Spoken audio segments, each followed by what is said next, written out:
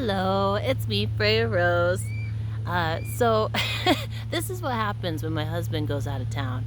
I start getting up to things. I start doing spells. I start making weird videos. I start getting projects from the goddess.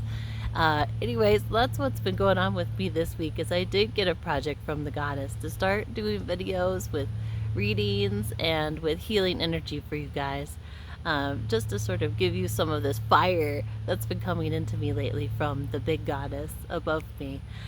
Anyway, right now we're going through Venus retrograde, which is something I've never really paid attention to until now, but I'm feeling the energy so powerfully, and I know so many of you are too.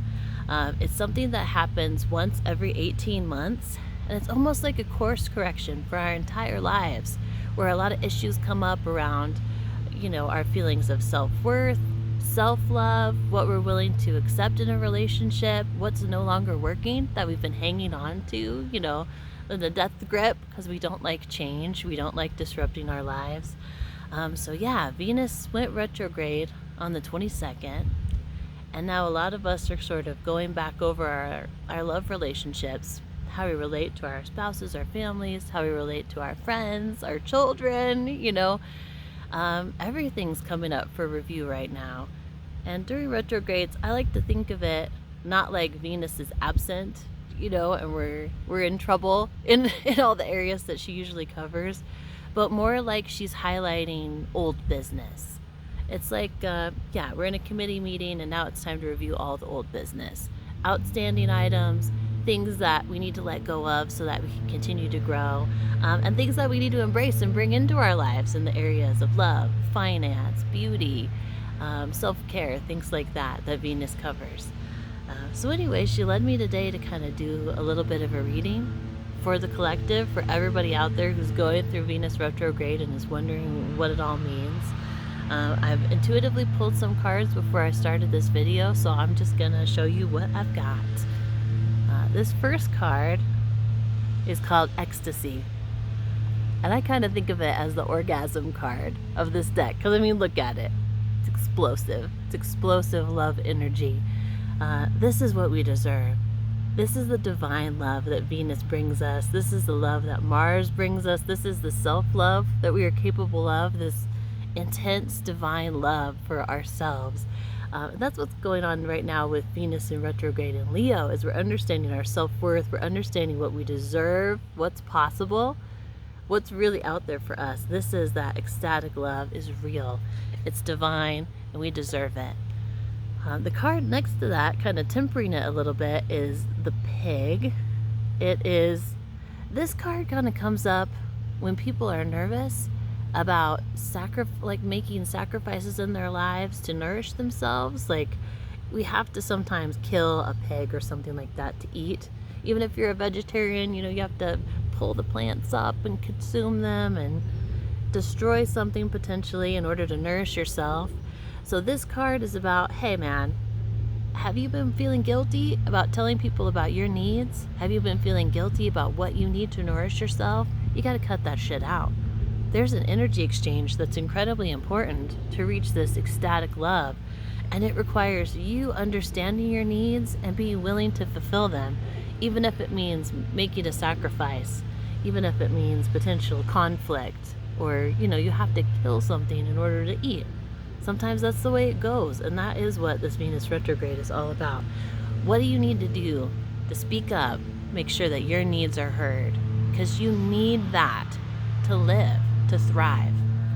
So the middle card in all this that came up is the Tower.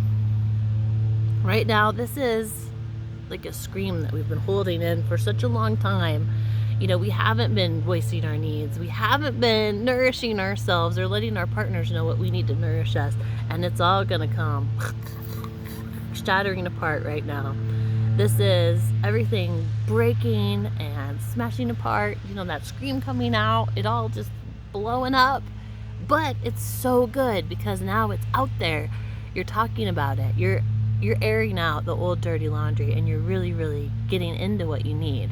Just fantastic. This is what happens before positive change. It happens to all of us at various times, and the more you can embrace letting this out, the more you can let out those unspoken things, the more easily beautiful, beautiful change will come into your life. This is all part of the turning of the wheel. We're all walking this labyrinth in life, so even sometimes you feel like you're lost, when that tower comes up, when you're having one of these moments where everything's coming to the surface. You're really just going around a corner of the labyrinth. You can't see ahead of you, but you need to trust that you're still on the right path coming towards this center. And as you can see above, there's a labyrinth even for the gods. They're walking their own labyrinth, trying to figure stuff out as much as we are. But you're on the right path. The wheel is turning. All of this is for your greatest good. All of this is leading to that beautiful, ecstatic love that's out there waiting for you. And then the final card is Justice. This is about kind of reaping what you've sown, or like the body of the Spider Woman here is almost like a milky mirror that we look inside of. We see every way that we've sort of trapped ourselves or allowed ourselves to be trapped. We may have been making vows or commitments that are bad for us, and Spirit is like, hey man, it's time to review those contracts. We don't care if you're fully committed to something that's bad for you and is stopping you from your full spiritual development. So now it's time for justice. It's time to review all those contracts, all of those vows that we've made to ourselves and others, and be like, are these nourishing me? Is this aligned with my spiritual development, the development of my heart? Is it aligned with my actual needs? Or am I putting everyone else before myself for some strange sense of duty? And we've all done that, right? I mean, shoot, I stayed in a marriage for almost 9 years that I knew wasn't working out in year 1 because I was so committed to the idea of it and I just wanted to be good. You know what I mean? But really the best thing for me would have been to be like, hey, I'm horribly miserable and being abused in this narcissistic relationship, So yeah, it's time for a review. It's time for things to break apart that no longer need to be there. But the result is that you are on the right path, and it's a path headed toward ecstatic love. We all are. So if this resonates for you, then this reading is for you. This is from the Goddess straight to you. I hope it helps you at all. This is one of those tricky things. But yeah, it is very, very good. And the more you can embrace it, the more you're just letting love in. The more you're letting the road and the path be clear to bring in exactly what you need directly from Spirit to you. I hope this helps. Bless you so much. We're all walking the same labyrinth. We're all in it together. Love you. Blessed be.